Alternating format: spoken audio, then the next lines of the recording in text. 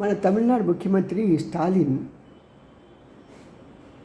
అత్త మీద కోపం దొత్తు మీద చూపించినట్టుగా బీజేపీ మీద ఉన్న కోపాన్ని మన దేశాన్ని రెండు ముక్కలు చేయాలి అనే విధంగా కేంద్ర ప్రభుత్వం మీద ఒత్తిడి తేవడానికి ప్రయత్నం చేశారు. అది ఎలాగంటే, మనం కట్టే పన్నులలో ఎక్కువ శాతం నార్త్ ఇండియాకి వెళ్ళిపోతున్నాయి.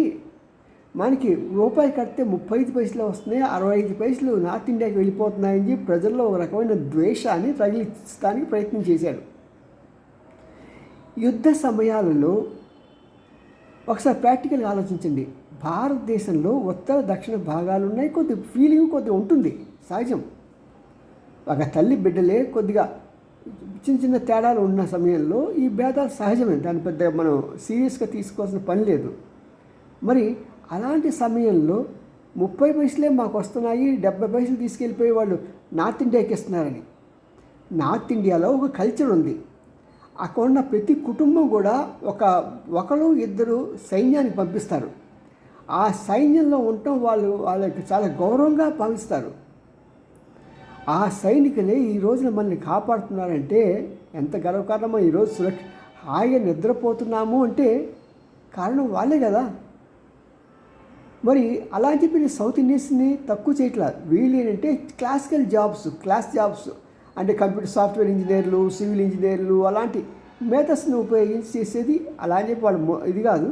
మరి చెప్తున్నాం మేడం, రెండు వర్గాలు, ఎవరు తక్కువ కాదు, ఎవరు ఎక్కువ కాదు. కంటికి రెండు కళ్ళు ఎలాగుంటాయో అలాగే దేశానికి కూడా నార్త్ సౌత్ రెండు ఒకటే.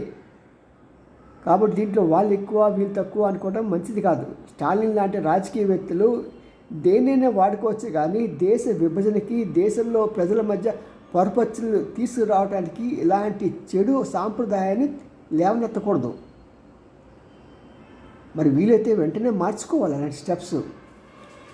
మరి దేశం కోసం త్యాగం చేయాలంటే ప్రతి కుటుంబం నుంచి ఒక్కొక్క సైనికుడు మన దేశాన్ని వెళ్ళగలడా చెప్పండి, ఆలోచించండి.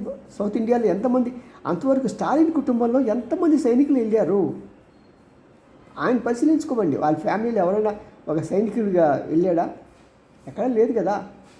రాజకీయంగా హాయిగా పబ్బం గడుపుకుంటున్నారే కానీ హాయిగా ఏసీలో మంచి వాళ్ళ దీంట్లో విలాసవంతమైన జీవితాలు గడుపుతున్నారే కానీ దేశం కోసం దెబ్బలు తిని బాధలు పడి శ్రమపడి ప్రాణత్యాగం చేయడానికి సిద్ధమైన వాళ్ళు ఎవరు లేరు. కాబట్టి నేను మీరు చెడ్డంటలేదు, కానీ ప్రజలు మాత్రం విడదీయకండి. ప్రభుత్వానికి తెలుసు అది ఏ పైసా ఎలా ఖర్చు పెట్టాలండి. జై హింద్.